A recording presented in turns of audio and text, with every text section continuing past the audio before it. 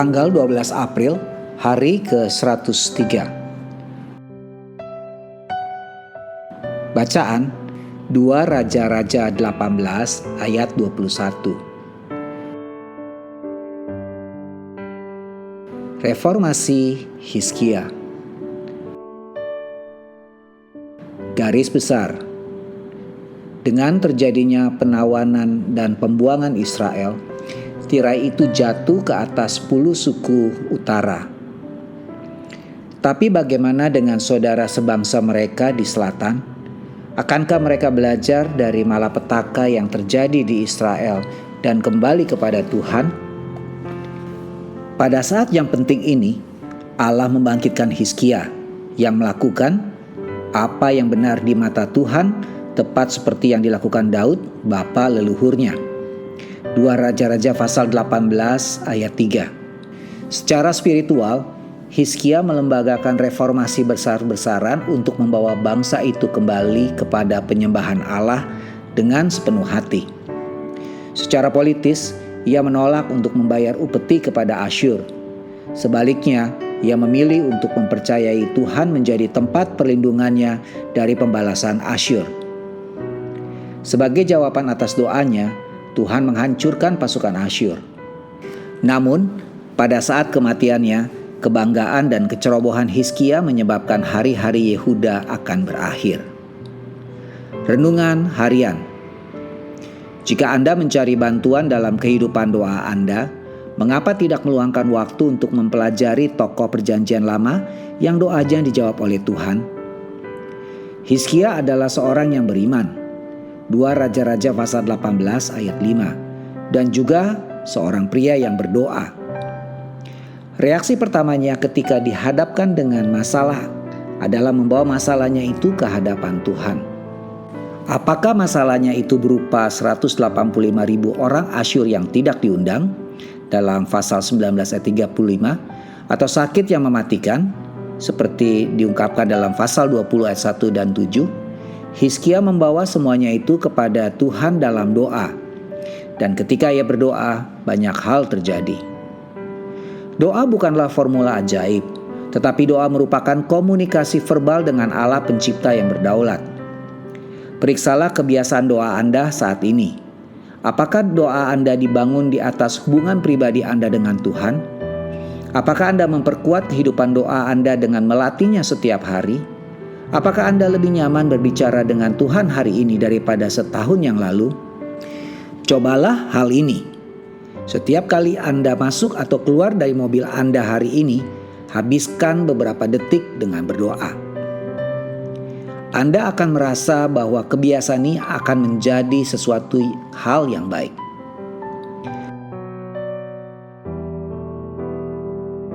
Orang mungkin menentang permohonan Anda, menolak pesan dan melawan argumen Anda, tetapi mereka tidak dapat melawan doa Anda.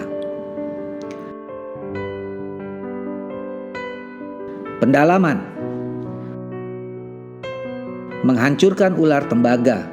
2 Raja-Raja pasal 18 ayat 4. Ular tembaga yang dibuat Musa, demikian bilangan pasal 21 ayat 8-9, telah disimpan sebagai peringatan atas kasih Allah di padang belantara.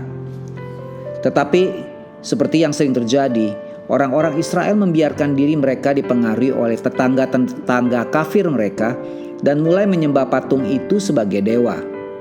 2 Raja-Raja pasal 18 ayat 4. Reformasi Hizkia yang penuh semangat terhadap penyembahan berhala mengharuskan penghancuran lambang kasih Allah dalam sejarah Israel yang berharga ini.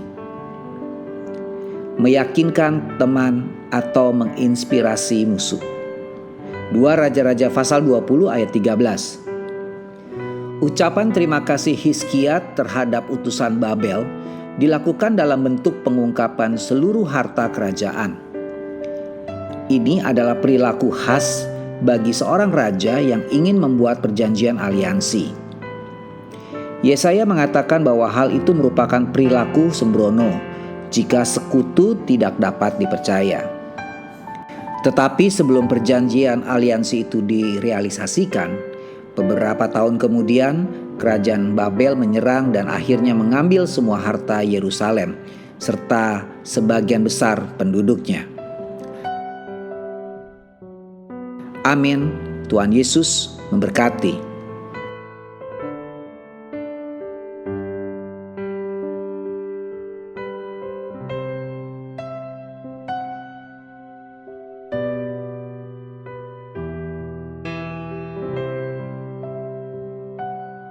Dua Raja-Raja pasal 18.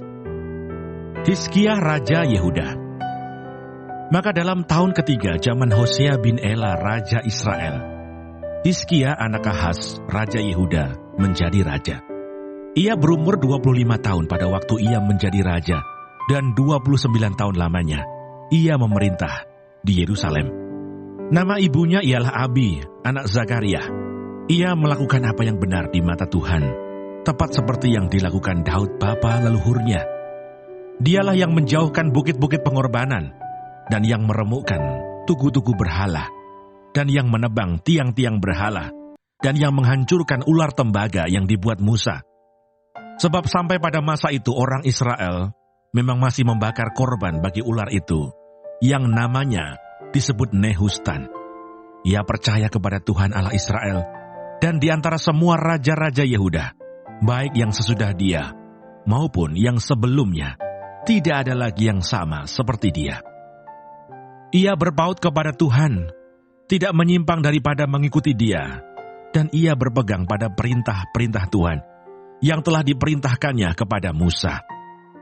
Maka Tuhan menyertai dia, kemanapun juga ia pergi berperang, ia beruntung.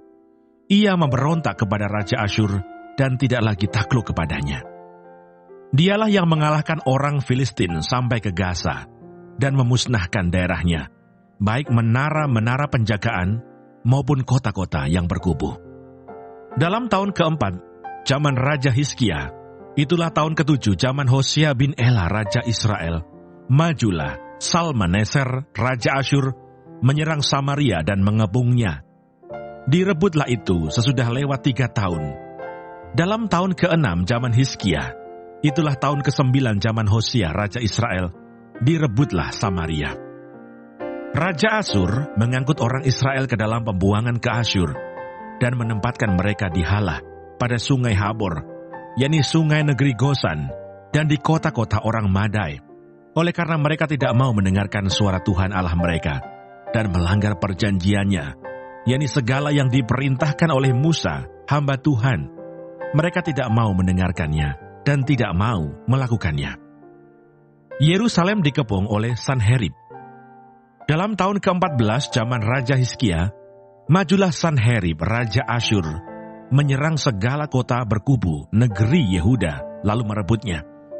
Hizkia Raja Yehuda mengutus orang kepada Raja Asyur di Lakis dengan pesan, "Aku telah berbuat dosa, undurlah daripadaku.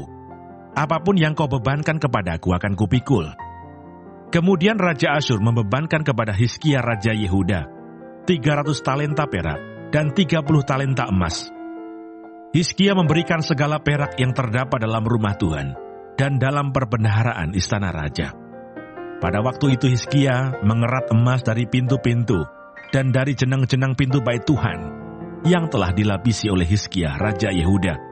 Diberikannya semuanya kepada Raja Asyur. Sesudah itu Raja Asyur mengirim panglima, kepala istana, dan juru minuman agung dari Lakis kepada Raja Hizkia di Yerusalem, disertai suatu tentara yang besar. Mereka maju dan sampai ke Yerusalem. Setelah mereka maju dan sampai di situ, mereka mengambil tempat dekat saluran kolam atas yang di jalan raja pada padang tukang penatu. Dan ketika mereka memanggil-manggil kepada raja, keluarlah mendapatkan mereka Eliakim bin Hilkiah, kepala istana, dan Sebna, panitera negara, serta Yoah bin Asaf, bendahara negara. Lalu berkatalah juru minuman agung kepada mereka, "Baiklah katakan kepada Hizkia, beginilah kata Raja Agung Raja Asyur, kepercayaan macam apakah yang kau pegang ini? Kau kira bahwa hanya ucapan bibir saja dapat merupakan siasat dan kekuatan untuk perang? Sekarang kepada siapa engkau berharap, maka engkau memberontak terhadap aku. Sesungguhnya, engkau berharap kepada tongkat bambu yang patah terkulai itu, yaitu Mesir, yang akan menusuk dan menembus tangan orang yang bertopang kepadanya. Begitulah keadaan Firaun Raja Mesir bagi semua orang yang berharap kepadanya. Dan apabila kamu berkata kepadaku, kami berharap kepada Tuhan Allah kami, bukankah Dia itu yang bukit-bukit pengorbanannya dan mesbah-mesbahnya telah dijauhkan oleh Hizkia, sambil berkata kepada Yehuda dan Yerusalem, di depan mesbah yang di Yerusalem inilah kamu harus sujud menyembah. Maka sekarang, baiklah bertaruh dengan tuanku Raja Asyur. Aku akan memberikan 2.000 ekor kuda kepadamu, jika engkau sanggup memberikan dari pihakmu orang-orang yang mengendarainya. Bagaimanakah mungkin engkau memukul mundur satu orang perwira tuanku yang paling kecil? Padahal engkau berharap kepada Mesir dalam hal kereta dan orang-orang berkuda. Sekarang pun, adakah di luar kehendak Tuhan aku maju melawan tempat ini untuk memusnahkannya? Tuhan telah berfirman kepadaku, majulah menyerang negeri itu dan musnahkanlah itu.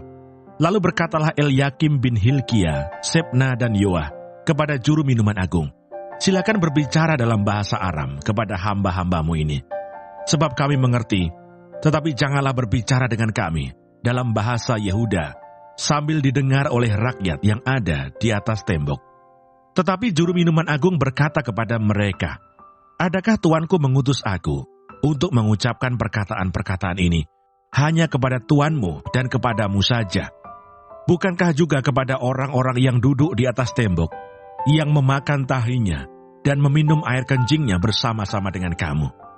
Kemudian berdirilah juru minuman agung, dan berserulah ia dengan suara nyaring dalam bahasa Yehuda. Ia berkata, dengarlah perkataan Raja Agung, Raja Asyur. Beginilah kata Raja, janganlah Hizkia memperdayakan kamu, sebab ia tidak sanggup melepaskan kamu dari tanganku. Janganlah Hizkia mengajak kamu berharap kepada Tuhan dengan mengatakan, tentulah Tuhan akan melepaskan kita, dan kota ini tidak akan diserahkan ke dalam tangan Raja Asyur.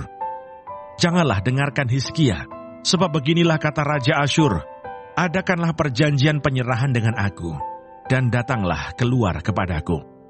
Maka setiap orang daripadamu akan makan dari pohon anggurnya, dan dari pohon aranya, serta minum dari sumurnya. Sampai aku datang dan membawa kamu ke suatu negeri, seperti negerimu ini, suatu negeri yang bergandum dan berair anggur, suatu negeri yang berroti dan berkebun anggur, suatu negeri yang berpohon zaitun, berminyak dan bermadu. Dengan demikian kamu hidup dan tidak mati. Tetapi janganlah dengarkan Hizkia, sebab ia membujuk kamu dengan mengatakan, Tuhan akan melepaskan kita. Apakah pernah para Allah bangsa-bangsa melepaskan negerinya masing-masing dari tangan Raja Asyur? Di manakah para Allah negeri Hamat dan Arpad? Di manakah para Allah negeri Sewarwaim, Hena dan Iwa? Apakah mereka telah melepaskan Samaria dari tanganku? Siapakah di antara semua Allah negeri-negeri yang telah melepaskan negeri mereka dari tanganku, sehingga Tuhan sanggup melepaskan Yerusalem dari tanganku? Tetapi rakyat itu berdiam diri dan tidak menjawab dia sepatah kata pun. Sebab ada perintah raja bunyinya, jangan kamu menjawab dia. Kemudian pergilah Elyakim bin Hilkia, kepala istana, dan Sebna, panitera negara, dan Yoah bin Asaf, bendahara negara, menghadap Hizkia dengan pakaian yang dikoyakkan, lalu memberitahukan kepadanya perkataan juru minuman agung.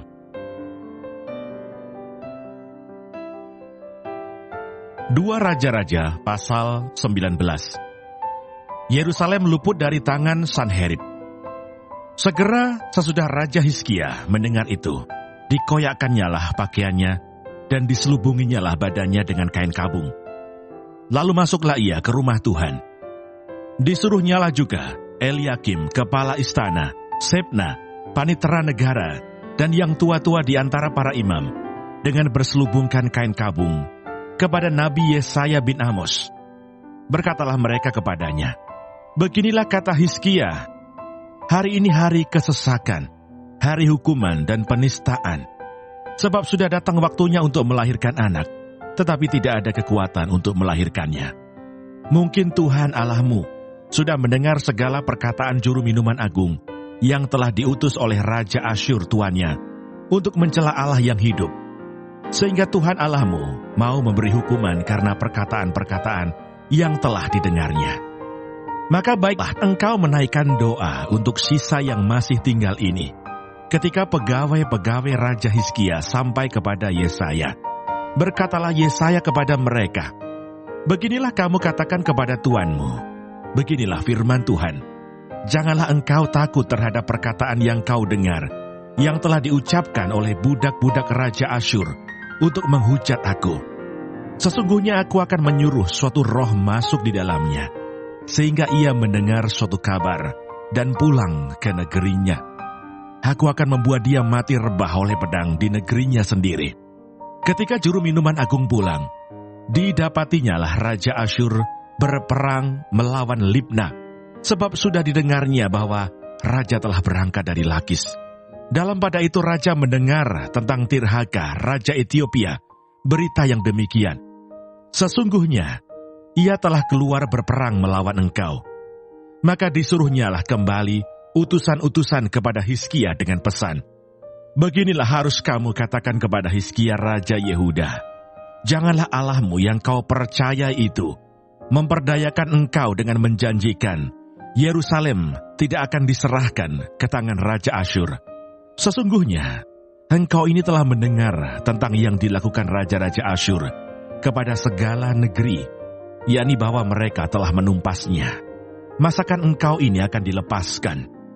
Sudahkah para Allah dari bangsa-bangsa yang telah dimusnahkan oleh nenek moyangku dapat melepaskan mereka, yakni Gosan, Haran, Rezef, dan Bani Eden yang ditelasar? Di manakah raja negeri Hamat dan Arpad, raja kota Sefarwaim, raja negeri Hena dan Iwa? Hizkia menerima surat itu dari tangan para utusan, lalu membacanya. Kemudian pergilah ia ke rumah Tuhan dan membentangkan surat itu di hadapan Tuhan. Hizkia berdoa di hadapan Tuhan dengan berkata, ya Tuhan Allah Israel, yang bertahta di atas kerubim, hanya Engkau sendirilah Allah segala kerajaan di bumi. Engkaulah yang menjadikan langit dan bumi. Sendengkanlah telingamu ya Tuhan dan dengarlah. Bukalah matamu ya Tuhan dan lihatlah. Dengarlah perkataan Sanherib yang telah dikirimnya untuk mengaibkan Allah yang hidup. Ya Tuhan, memang raja-raja Asyur telah memusnahkan bangsa-bangsa dan negeri-negeri mereka dan menaruh para Allah mereka ke dalam api. Sebab mereka bukanlah Allah, hanya buatan tangan manusia, kayu dan batu. Sebab itu dapat dibinasakan orang. Maka sekarang ya Tuhan Allah kami, selamatkanlah kiranya kami dari tangannya, supaya segala kerajaan di bumi mengetahui bahwa hanya Engkau sendirilah Allah ya Tuhan. Lalu Yesaya bin Amos menyuruh orang kepada Hizkia mengatakan, beginilah firman Tuhan Allah Israel, apa yang telah kau doakan kepadaku mengenai Sanherib, Raja Asyur, telah kudengar. Inilah firman yang telah diucapkan Tuhan mengenai dia. Ada darah, yaitu Putri Sion, telah menghina engkau, telah mengolok-olokkan engkau, dan Putri Yerusalem telah geleng-geleng kepala di belakangmu. Siapakah yang engkau cela dan engkau hujat? Terhadap siapakah engkau menyaringkan suaramu dan memandang dengan sombong? Terhadap yang Maha Kudus, Allah Israel. Dengan perantaraan utusan-utusanmu, engkau telah mencela Tuhan, dan engkau telah berkata, dengan banyaknya keretaku, aku naik ke tempat-tempat tinggi di pegunungan, ke tempat yang paling jauh di gunung Libanon. Aku telah menebang pohon-pohon arasnya yang tinggi besar, pohon-pohon sanobarnya yang terpilih. Aku telah masuk ke tempat permalaman yang paling ujung, ke hutan pohon-pohonannya yang lebat. Aku ini telah menggali air dan telah minum air asing, dan aku telah mengeringkan dengan telapak kakiku segala sungai di Mesir. Bukankah telah kau dengar bahwa aku telah menentukannya dari jauh hari dan telah merancangnya pada zaman purbakala? Sekarang aku mewujudkannya, bahwa engkau membuat sunyi, senyap kota-kota yang berkubu menjadi timbunan batu. Sedang penduduknya yang tak berdaya menjadi terkejut dan malu. Mereka menjadi seperti tumbuh-tumbuhan di padang dan seperti rumput hijau, seperti rumput di atas sotoh, atau gandum yang layu sebelum ia masak. Aku tahu jika engkau bangun atau duduk, jika keluar atau masuk, atau jika engkau mengamuk terhadap aku. Oleh karena engkau telah mengamuk terhadap aku, dan kata-kata keangkuhanmu telah naik sampai ke telingaku, maka aku akan menaruh kelikirku pada hidungmu, dan kekangku pada bibirmu. Dan aku akan memulangkan engkau melalui jalan dari mana engkau datang. Dan inilah yang akan menjadi tanda bagimu, hai Hizkia. Dalam tahun ini, orang makan apa yang tumbuh sendiri. Dan dalam tahun yang kedua, apa yang tumbuh dari tanaman yang pertama. Tetapi dalam tahun yang ketiga, menaburlah kamu, menuai, membuat kebun anggur, dan memakan buahnya.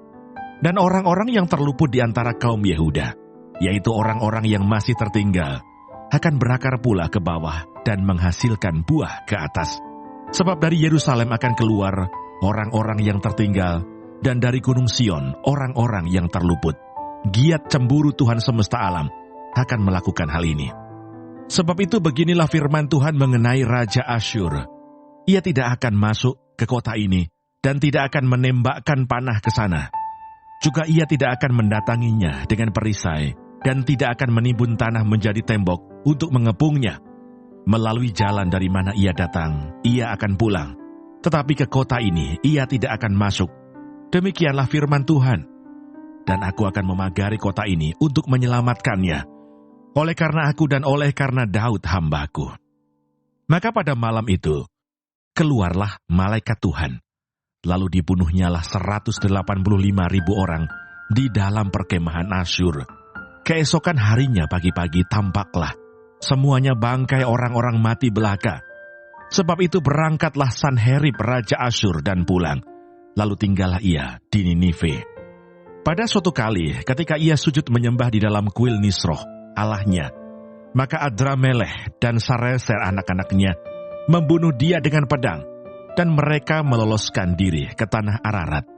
Kemudian Esarhadon anaknya menjadi raja menggantikan dia.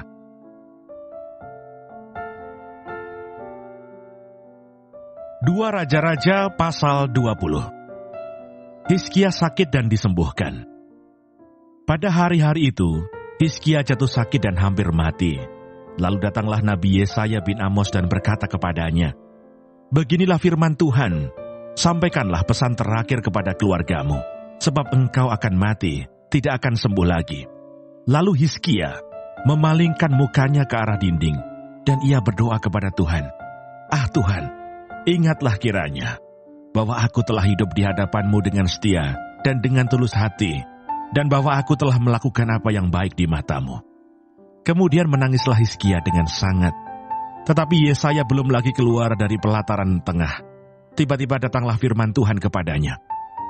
"Baliklah dan katakanlah kepada Hizkia, raja umatku, beginilah firman Tuhan Allah Daud, bapa leluhurmu. Telah kudengar doamu dan telah kulihat air matamu. Sesungguhnya aku akan menyembuhkan engkau. Pada hari yang ketiga, engkau akan pergi ke rumah Tuhan. Aku akan memperpanjang hidupmu 15 tahun lagi, dan aku akan melepaskan engkau dan kota ini dari tangan Raja Asyur. Aku akan memagari kota ini oleh karena aku dan oleh karena Daud hambaku." Kemudian berkatalah Yesaya, "Ambillah sebuah kue arah." Lalu orang mengambilnya dan ditaruh pada barah itu. Maka sembuhlah ia. Sebelum itu Hizkia telah berkata kepada Yesaya, "Apakah yang akan menjadi tanda bahwa Tuhan akan menyembuhkan aku, dan bahwa aku akan pergi ke rumah Tuhan pada hari yang ketiga?" Yesaya menjawab, "Inilah yang akan menjadi tanda bagimu dari Tuhan, bahwa Tuhan akan melakukan apa yang telah dijanjikannya. Akan majukah bayang-bayang itu 10 tapak, atau akan mundur 10 tapak?" Hizkia berkata, "Itu perkara ringan bagi bayang-bayang itu, untuk memanjang 10 tapak. Sebaliknya biarlah bayang-bayang itu mundur ke belakang 10 tapak. Lalu berserulah Nabi Yesaya kepada Tuhan, maka dibuatnyalah bayang-bayang itu mundur ke belakang 10 tapak, yang sudah dijalani bayang-bayang itu pada penunjuk matahari buatan Ahaz." Hizkia dan para utusan dari Babel. Pada waktu itu, Merodah Baladan bin Baladan Raja Babel menyuruh orang membawa surat dan pemberian kepada Hizkia, sebab telah didengarnya bahwa Hizkia sakit tadinya. Hizkia bersukacita atas kedatangan mereka. Lalu diperlihatkannyalah kepada mereka segenap gedung harta bendanya, emas dan perak, rempah-rempah dan minyak yang berharga, gedung persenjataannya, dan segala yang terdapat dalam perbendaharaannya. Tidak ada barang yang tidak diperlihatkan Hizkia kepada mereka di istananya dan di seluruh daerah kekuasaannya. Kemudian datanglah Nabi Yesaya kepada Raja Hizkia dan bertanya kepadanya, apakah yang telah dikatakan orang-orang ini, dan dari manakah mereka datang? Jawab Hizkia, mereka datang dari negeri yang jauh, dari Babel. Lalu tanyanya lagi, apakah yang telah dilihat mereka di istanamu? Jawab Hizkia, semua yang ada di istanaku telah mereka lihat. Tidak ada barang yang tidak kuperlihatkan kepada mereka di perbendaharaanku. Lalu Yesaya berkata kepada Hizkia, dengarkanlah firman Tuhan. Sesungguhnya, suatu masa akan datang, bahwa segala yang ada dalam istanamu dan yang disimpan oleh nenek moyangmu sampai hari ini akan diangkut ke Babel. Tidak ada barang yang akan ditinggalkan, demikianlah firman Tuhan. Dan dari keturunanmu yang akan kau peroleh, akan diambil orang untuk menjadi sida-sida di istana Raja Babel. Hizkia menjawab kepada Yesaya, sungguh baik firman Tuhan yang engkau ucapkan itu. Tetapi pikirnya, asal ada damai dan keamanan seumur hidupku. Selebihnya dari riwayat Hizkia, segala kepahlawanannya, dan bagaimana ia membuat kolam dan saluran air, dan mengalirkan air ke dalam kota. Bukankah semuanya itu tertulis dalam kitab sejarah Raja-Raja Yehuda? Kemudian Hizkia mendapat perhentian bersama-sama dengan nenek moyangnya. Maka Manasye, anaknya, menjadi raja menggantikan dia. 2 Raja-Raja pasal 21. Manasye Raja Yehuda. Manasye berumur 12 tahun pada waktu ia menjadi raja, dan 55 tahun lamanya ia memerintah di Yerusalem. Nama ibunya ialah Hefsibah. Ia melakukan apa yang jahat di mata Tuhan, sesuai dengan perbuatan keji bangsa-bangsa yang telah dihalau Tuhan dari depan orang Israel. Ia mendirikan kembali bukit-bukit pengorbanan yang telah dimusnahkan oleh Hizkia ayahnya. Ia membangun mesbah-mesbah untuk Baal, membuat patung Asyera seperti yang dilakukan Ahab Raja Israel, dan sujud menyembah kepada segenap tentara langit dan beribadah kepadanya. Ia mendirikan mesbah-mesbah di rumah Tuhan. Walaupun sehubungan dengan rumah itu, Tuhan telah berfirman, di Yerusalem aku akan menaruh namaku. Dan ia mendirikan juga mesbah-mesbah bagi segenap tentara langit di kedua pelataran rumah Tuhan. Bahkan ia mempersembahkan anaknya sebagai korban dalam api, melakukan ramal dan telaah, dan menghubungi para pemanggil arwah dan para pemanggil roh peramal. Ia melakukan banyak yang jahat di mata Tuhan, sehingga ia menimbulkan sakit hatinya. Ia menaruh juga patung Asyera yang telah dibuatnya dalam rumah. Walaupun sehubungan dengan rumah itu, Tuhan telah berfirman kepada Daud dan kepada Salomo anaknya, dalam rumah ini dan di Yerusalem yang telah kupilih dari antara segala suku Israel, aku akan menaruh namaku untuk selama-lamanya. Aku tidak akan membiarkan bangsa Israel lagi dibawa keluar dari tanah yang telah kuberikan kepada nenek moyang mereka. Asal saja mereka tetap berbuat tepat seperti yang telah kuperintahkan kepada mereka, dan tepat menurut hukum yang telah diperintahkan kepada mereka oleh hambaku Musa. Tetapi mereka tidak mau mendengarkan, dan Manasye menyesatkan mereka, sehingga mereka melakukan yang jahat lebih daripada bangsa-bangsa yang telah dipunahkan Tuhan dari hadapan orang Israel. Kemudian berfirmanlah Tuhan dengan perantaraan para hambanya, yakni para nabi, oleh karena Manasye Raja Yehuda telah melakukan kekejian-kekejian ini, berbuat jahat lebih daripada segala yang telah dilakukan oleh orang Amori yang mendahului dia, dan dengan berhala-berhalanya, ia telah mengakibatkan orang Yehuda berdosa pula. Sebab itu beginilah firman Tuhan Allah Israel, sesungguhnya aku akan mendatangkan malapetaka atas Yerusalem dan Yehuda, sehingga setiap orang yang mendengarnya akan bising kedua telinganya. Dan aku akan merentangkan atas Yerusalem tali pengukur sama seperti atas Samaria, dan tali unting-unting sama seperti atas keluarga Ahab. Dan aku akan menghapuskan Yerusalem seperti orang menghapuskan pinggan yakni habis dihapus, dibalikan pula menungging. Aku akan membuangkan sisa milik pusakaku, dan akan menyerahkan mereka ke dalam tangan musuh-musuh mereka, sehingga mereka menjadi jarahan dan menjadi rampasan bagi semua musuh mereka. Oleh karena mereka telah melakukan apa yang jahat di mataku, dan dengan demikian mereka menimbulkan sakit hatiku, mulai dari hari nenek moyang mereka keluar dari Mesir sampai hari ini. Lagi pula Manasye mencurahkan darah orang yang tidak bersalah sedemikian banyak, hingga dipenuhinya Yerusalem dari ujung ke ujung, belum termasuk dosa-dosanya yang mengakibatkan orang Yehuda berdosa pula dengan berbuat apa yang jahat di mata Tuhan. Selebihnya dari riwayat Manasye, segala yang dilakukannya dan dosa-dosa yang diperbuatnya, bukankah semuanya itu tertulis dalam kitab sejarah Raja-Raja Yehuda?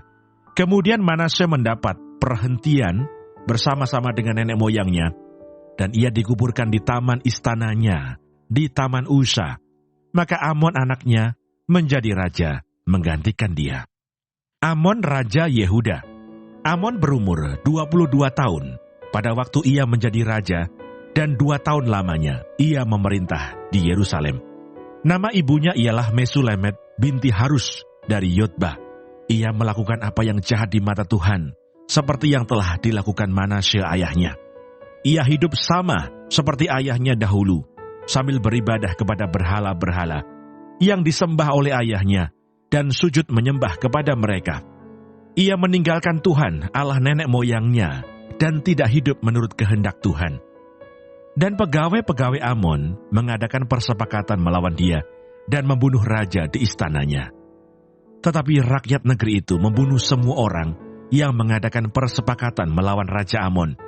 Dan rakyat negeri itu mengangkat Yosia anaknya menjadi raja menggantikan dia.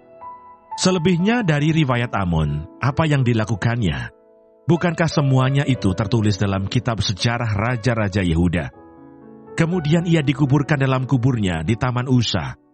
Maka Yosia anaknya menjadi raja menggantikan dia.